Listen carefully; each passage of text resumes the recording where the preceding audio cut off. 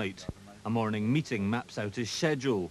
First, tour director Dennis Smith outlines press requests for telephone interviews to be fitted in. 3 from Adelaide is 6, there are 4 from Melbourne is 10, 4 from Tasmania 14, 1 from Sydney 15, 3 from Canberra 18, 4 from Brisbane 22. Then Cliff's assistant, Roger Bruce, runs through some of the requests for personal appearances, leaving Cliff wondering if he'll have any time off at all. While you're in Christchurch, or shall I leave that one until we get to Christchurch? Yeah, but I mean, that would be nice to play. So it's a yes, but unfortunately the timing is not correct, so yeah. Can we try Friday? Yeah, okay. Luckily, after some difficult decisions, a plan is made, which it seems will leave time for shopping and a bit of tennis. But time on your own when you're a star on tour can be difficult, even in a shoe shop. Yeah.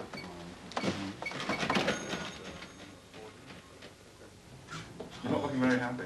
Who's not looking happy then? Wasn't I? Oh, sorry. Oh, We have one more. Oh. Okay, that's better. When's the next concert? We start tomorrow night. Yeah. Thanks much. Thanks. Okay. And down at the venue, there's always something to do, whether it be deciding on stage clothes. You don't have to bother about the Velcro, you reckon with the buttons it's I reckon that all right? once we get rehearsing, once we get done it a couple of times, the buttoning up won't be so much of a No, difficulty. okay. Or checking out the latest in sound technology. Apparently I'm not the first in the world to wear these. Are you not? Stevie Wonder tried them. What did you think of them? Well, I don't know. But he obviously didn't like them. I love them. I've just got to make sure people no one thinks I'm going deaf. What do they actually do for you, though? Pardon? What do they actually do? Pardon? I get my vocals coming through here, and I can choose to have drums or bass or a bit of guitar in there. And also it means that my voice doesn't have to be booming out on stage and coming back into the microphone. Once he's fully geared up, though, it's all go. And whether the crowd understand the technology or not, they love the results.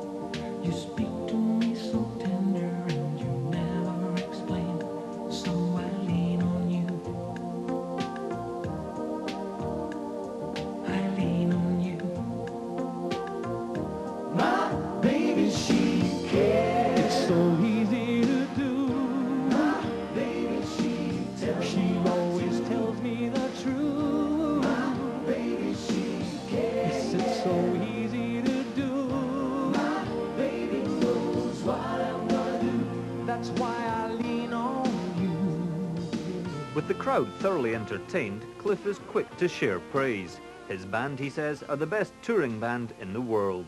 And technicians, too, get an onstage credit. I'll give you their names. You just got to go, wow. Controlling our lights and sound, Bob Hillier. Wow.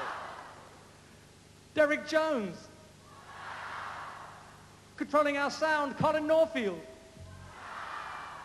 One word. On the side of the stage, we have someone who controls the sound for my ears and all the things that's happened here. This word, though, should be resign. John James.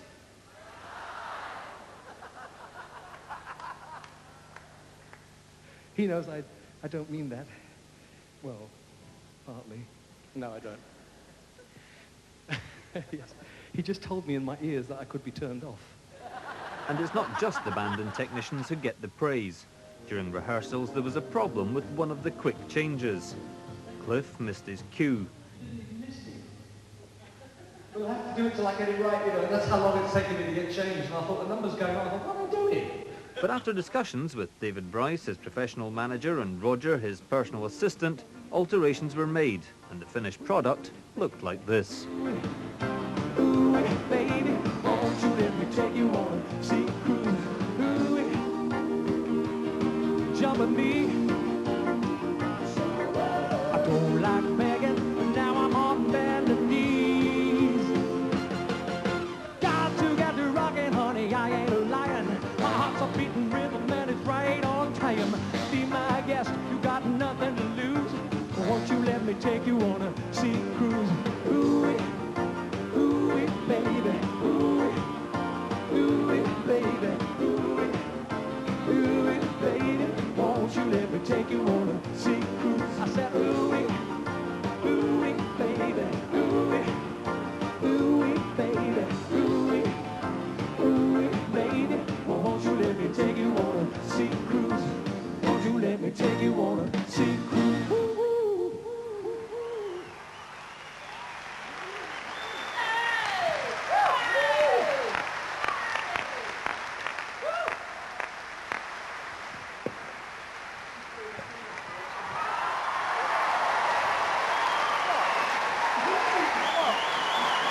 And in order to maintain that, there's a lifestyle to be followed. For the man himself, the most enjoyable part is regular tennis sessions like this one with New Zealand professional Charlie Cordwell. And it has to be said, our man acquits himself very well. One reason perhaps why he dislikes the tag veteran rocker. Some people like to pigeonhole rock and roll. They all think they know it, but what they really don't realize is that rock and roll is bigger than all of us put together. It's the reason why Michael Jackson and George Michael and Madonna and Boy George and me and a lot of other people and Bros and Kylie and Jason, we are all part of the rock pop bag, whether our individual critics like it or not. So, you know, I don't know what they're on about. So, but we are obsessed with age. You know, you can't read about Bill Wyman unless you see aging rock star. Well, we all know our ages. None of us try to keep it a secret. Everyone knows that I'm 50 this year. So we all know my age, but by writing aging, it's slightly a disparaging tone. It's like a put down. And it's almost as though the guy that's writing it is 25 and is really jealous that someone of 50 can knock him off his own game. And basically, that's why we can. You know, because we 50-year-olds aren't going to give in. We invented the darn thing after all. You know, we were the rock and roll babies, and there's no way that we're ever going to get bad at it. We can only ever fall over. And when I fall over, I'll stop. But until then, they're all going to have to compete with me as I have to compete with them. Crystal ball on the table, showing the future, the past. Same cap with them evil eyes.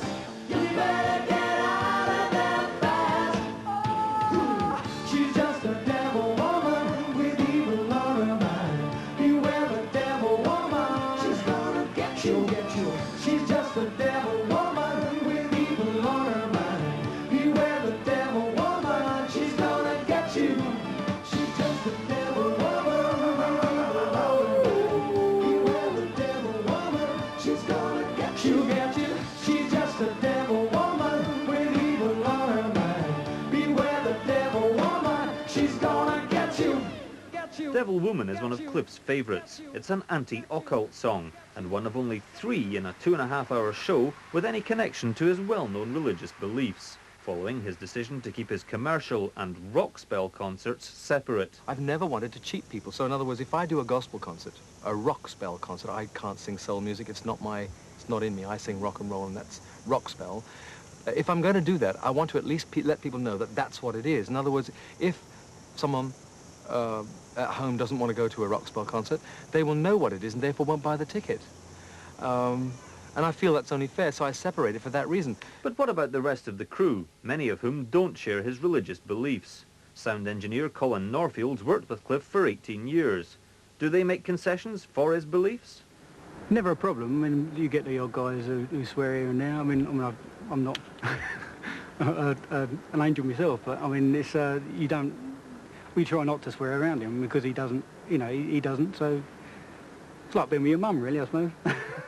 Eric, if you want a good sound guy, Don't get you. Get somebody else. Use somebody else. As you can see, the ribbing goes both ways. But surely Colin wouldn't treat his mum like this. It's clear, though, that Cliff doesn't expect special treatment from his team.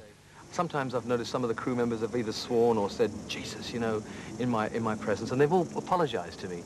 And I say, well, there's really no need for you to apologize, but it's great for me that they're that conscious of that word, that name.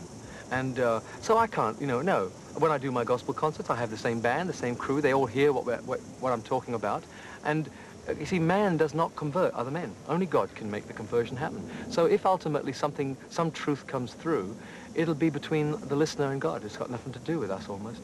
And a quick look backstage will tell you that there's no compulsory reverence among the crew. Indeed, band leader Alan Park describes touring with this lot as like going on holiday with your mates, even if some of them do go touting for a new job every now and then. This is Steve Laurie. Steve, yeah. But returning to Christianity, while many of Cliff's audience we spoke to said they too were Christians, even those who weren't couldn't fail to be impressed with what used to be referred to by critics as the compulsory God slot. Where are the Christian soldiers gone? And where is the resistance? Will no one be strong? When will we stand up, tall and straight, rise up and storm the gate, storm the gate, storm the gate, storm the gate? How can we fail to get excited? The battle is ours, why don't we fight it? Battalions of darkness rise above me, but God put a fighter in me, He put a fighter in me.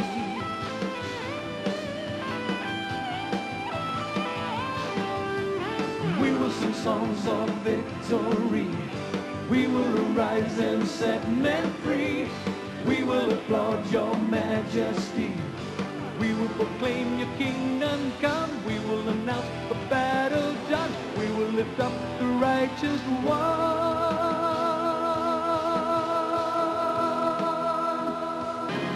Many of the things that come from a distance aren't that pleasant, such as criticism, often from people you've never met. However, despite numerous articles over the years, Cliff's only resorted to legal redress once. Her article actually finished, and this is not what we sued her for. I found it quite an amusing article, actually. But she ended up with an article saying, if the bomb ever dropped on London, I hope it drops straight on you, Cliff, and catches you with your leather pants down.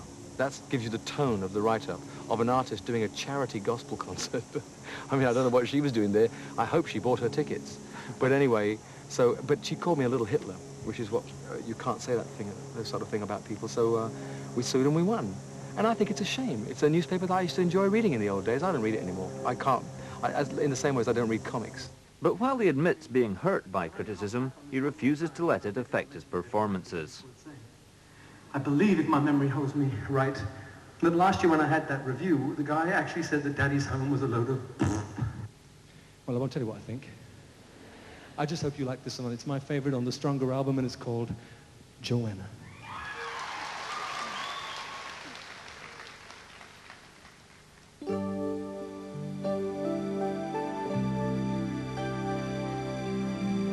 Please don't ask me what went wrong. I never planned it to come out like this. Silent moments and thoughtless words. I never wanted these memories.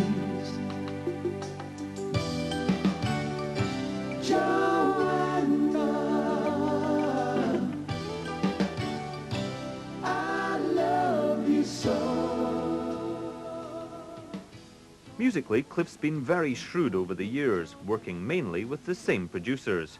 But his recent decision to work with so-called bad boys, Stock, Aitken and Waterman, raised a few eyebrows. I wanted as my 100th single a choice. So I produced a couple of tracks, Alan Tarney produced a couple of tracks, Aswad produced me one track, and I thought, I've never done a dance record before. Who are the ones that have all the hits? I'm not interested in cult. I'm not interested too much in experimentation other than in my own personal albums where I might stick a couple of songs on that and maybe we could term as an experiment. I like hits. That's all I'm interested in. And the biggest guys were Stock, Aitken and Waterman. I sang onto a basic drums, piano and bass. I left, they wiped all three of them off and built their track around my voice. And I thought, well, that's not so different. So those of you that think Alan Tarney's a terrific producer, why is it you think that Stock, Aitken and Waterman aren't?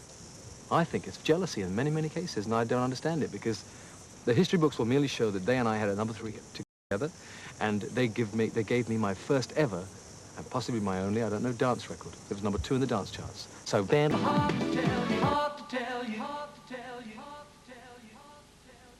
Well, few critics here, but what about those who've worked with him for years? Is there a downside to working with Cliff? Well, you're trying to keep up with him. when I say that, I don't mean that in a critical way. It's really his tremendous enthusiasm. I mean, he wants to be involved in every aspect, and he has this boundless energy, and he'll jump from one thing to the other. But in the end, we calm him down, and we kind of get there. In fact, I'm going to call his mother to check his birth certificate, because I'm sure he's 26, really. But what about the man himself? Is he surprised to still be rocking after 30 years? When I first started, I was 18, and no one thought I'd still be around by the time I was 19. And then I became 25-year-old doing it, then a 30-year-old doing it, then a 40-year-old doing it, and now a 50-year-old doing it. What's happened is that it's a slow process, and you slowly accept the fact that, yes, I do it. And the audience do as well. Yes, in Britain particularly, and certainly here in New Zealand, they just assume that Cliff Richard sings rock and roll, and how else is he going to do it? I've always done it like that. And the good news for fans is that's what he plans to keep on. I really enjoyed that series on Cliff. It was great, and you can see the whole lot of it.